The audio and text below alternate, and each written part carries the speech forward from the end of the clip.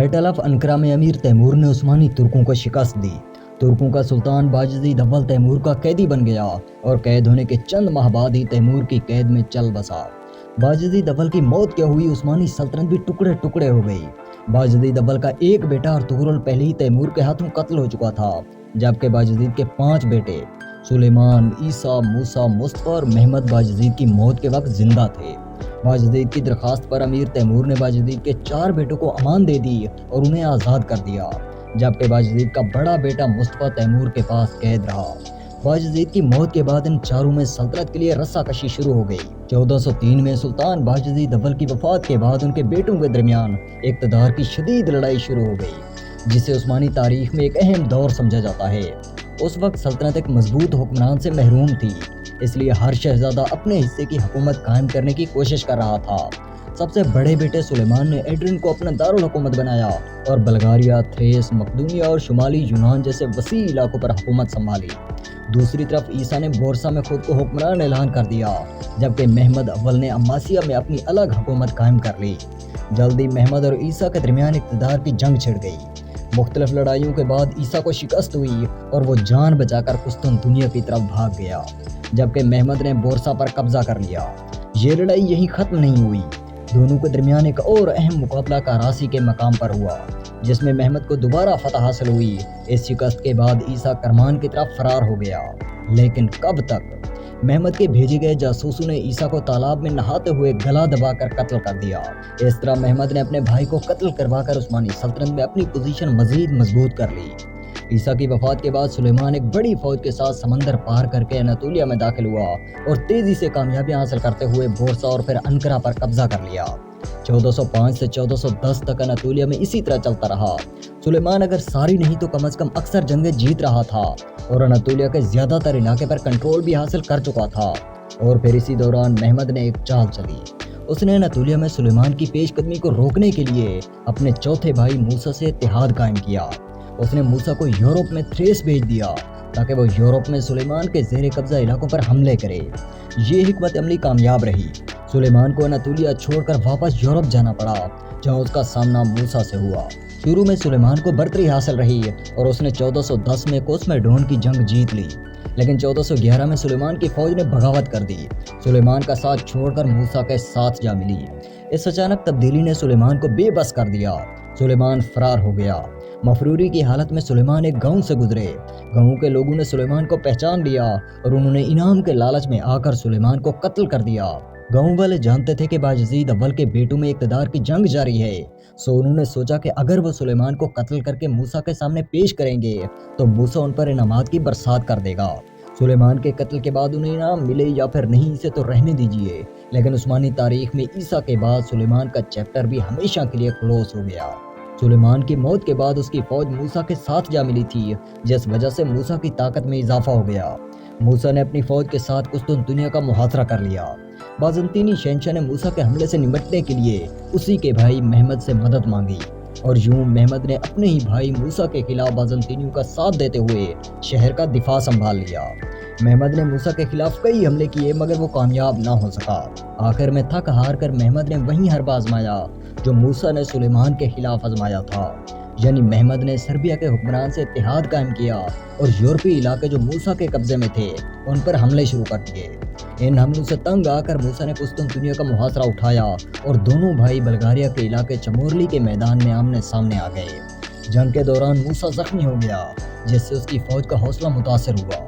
शदीद लड़ाई के बाद फतह महमद और उसके इत्तेहादियों के हिस्से में आई। मूसा मैदान से भागते हुए पकड़ा गया और उसे कत्ल कर दिया गया। कोई 11 बरस की खूनरेज जंगों के बाद बायज़ीद अव्वल के 3 बेटे इन लड़ाइयों में मारे गए और पीछे बचा सल्तनत का एक वारिस, जो अब सुल्तान महमद अव्वल या सुल्तान मोहम्मद अव्वल बन चुका था। सुल्तान मोहम्मद अव्वल ने इन खूनरेज जंगों के बाद कोई 1413 या 1414 में पूरी उस्मानी सल्तनत पर कंट्रोल हासिल कर लिया। सुल्तान मोहम्मद अव्वल देख चुका था कि सुल्तान की मौत के बाद उसके वारसों में सुल्तानी के लिए खूनरेज जंगें होती हैं। इसलिए सुल्तान ने बड़ी समझदारी से अपने बेटे मुराद सानी के लिए तख्त महफूज करने के लिए इक़दाम किए। मोहम्मद अव्वल ने अपने भतीजे यानी सुलेमान के बेटे औरहान को अंधा करवा दिया ताकि वो मुस्तकबिल में उसके बेटों से सल्तनत छीनने की कोशिश न कर सके। सुल्तान मोहम्मद अव्वल ने खूनरेज लड़ाइयों के बाद अपने भाइयों को कत्ल करके 1414 में उस्मानी सल्तनत तो हासिल कर ली, लेकिन वो ज्यादा दिन तक इस सल्तनत का सुल्तान ना रह सका। 1421 में सुल्तान मोहम्मद अव्वल चल बसा और उसे बोरसा में उसी के बनाए हुए मकबरे में दफन कर दिया गया। 1421 में मोहम्मद अव्वल की मौत हुई तो उसका जानशीन मुराद सानी सिर्फ 16 बरस का था। मुराद उस वक्त अमासिया का गवर्नर था। उस्मानियों में रिवायत थी कि वो अपने बेटों को सल्तनत के मुख्तलिफ शहरों के गवर्नर के ओहदे पर लगा देते ताकि उनके बेटे सल्तनत चलाने का तजुर्बा हासिल कर सकें। तो मुराद को भी अमासिया से बोरसा लाया गया। बोरसा में सल्तनत उस्मानिया के बानी उस्मान गाजी की तलवार उसकी कमर से बांधी गई। रियासत के फौजियों और अफसरों ने उसे खिराज हकीकत भी पेश किया। मुराद सानी सिर्फ 16 बरस की उम्र में सल्तनत उस्मानिया का नया सुल्तान तो बन गया, लेकिन अब उसके सामने एक ऐसी सल्तनत थी जो सालों की खाना जंगी के बाद एक कमजोर सल्तनत बन चुकी थी। ये तो उस्मानियों का लक था कि उस वक्त यूरोप में कोई ऐसी बड़ी सल्तनत नहीं थी जो उस्मानियों की कमजोर सल्तनत पर हमला करती और उस्मानी सल्तनत का हमेशा के लिए खात्मा करती। लेकिन फिर भी यूरोप की छोटी छोटी रियासतें उस्मानियों को कमजोर देखकर उनके खिलाफ बगावत बहरहाल करने लगी। और सबसे बड़ी बगावत यूरोपियन रियासतों की तरफ से नहीं बल्कि उस्मानी सल्तनत में अंदर की तरफ से हुई। वो यूं कि मुराद सानी का चचा मुस्तफा, जिसे तैमूर ने कैद किया था और तैमूरियों से आज़ादी के बाद मुराद के बाप मोहम्मद अव्वल ने उसे एक जजीरे पर कैद कर दिया था, वो उस जजीरे से आज़ाद होकर सल्तनत हासिल करने के लिए मुराद सानी के खिलाफ आ गया। शुरू में मुस्तफा ने काफ़ी कामयाबियां भी हासिल की। उसने तजुर्बाकार जर्नैल बायजीद पाशा को शिकस्त देकर कत्ल कर दिया, जिसे मुराद ने उससे लड़ने के लिए भेजा था। उस्मानी फौज भी 2 धड़ों में बट गई। एक धड़े ने मुस्तफा का साथ दिया जबकि दूसरा धड़ा मुराद सानी के साथ खड़ा रहा। मुस्तफा ने उस्मानी सल्तनत के यूरोपी दारुल हुकूमत एड्रिन पर कब्जा कर लिया और खुद को उस्मानी सल्तनत का नया सुल्तान भी करार दे दिया। इसके बाद वो अपनी फौज के साथ अनातोलिया की तरफ बढ़ा ताकि मुराद के जेर कब्जा इलाकों पर हमले करके उन्हें अपनी सल्तनत में शामिल कर सके, लेकिन रास्ते में ही मुस्तफा के खिलाफ बगावत हो गई। उसकी फौज मुराद सानी के साथ जा मिली। मुस्तफा ने इमरजेंसी में गैलीपुरी शहर में पनाह ली, लेकिन मुराद सानी की फौज ने इस शहर का मुहासरा कर लिया और मौका पाकर मुस्तफा को कत्ल कर दिया। इस बगावत में बाज़ंतीनी शहनशाह ने भी मुराद सानी के खिलाफ गैर एलानिया तौर पर मुस्तफा का साथ दिया था। इसलिए मुस्तफा को कत्ल करने के बाद मुराद सानी ने कुस्तुत दुनिया का मुहासरा कर लिया। इस मुहासरे को खत्म करने के लिए बाज़ंतीनी शहनशाह ने एक जंगी चाल चली। उसने अनातोलिया में मौजूद कुछ आज़ाद तुर्क रियासतों के जरिए मुराद सानी के छोटे भाई, जिसकी उम्र सिर्फ 13 साल थी, उसे मुराद के खिलाफ बगावत पर उकसाया और तजवीज़ दी कि वो सुल्तान की गैर मौजूदगी में जाकर बोरसा पर कब्जा कर ले और अपनी सुल्तानी का ऐलान कर दे। इस 13 साल बच्चे ने ऐसा ही किया। मुराद सानी को अपने बागी भाई से निपटने के लिए कुस्तुनतुनिया का मुहासरा छोड़ना पड़ा। मुराद सानी ने अपने भाई को जिंदा पकड़ लिया और इसके बाद सूली पर लटका दिया। अनातोलिया की वो छोटी छोटी रियासतें जो उस्मानियों के खिलाफ बगावत कर रही थी, मुराद सानी ने इस बगावत को सख्ती से कुचल दिया और ये रियासतें हमेशा के लिए सल्तनत उस्मानिया का हिस्सा बन गई। अनातोलिया में बगावतें कुचलने के बाद सुल्तान मुराद सानी ने यूरोप का रुख किया। वो यूरोपियन रियासतें जो उस्मानियों को इस खाना जंगी की वजह से कमजोर समझकर बगावतें कर रही थी, मुराद सानी ने इन बगावतों को सख्ती से और तेजी से कुचल दिया। 1430 की दहाई में मुराद ने बुल्कान के वसी इलाकों पर कब्जा कर लिया।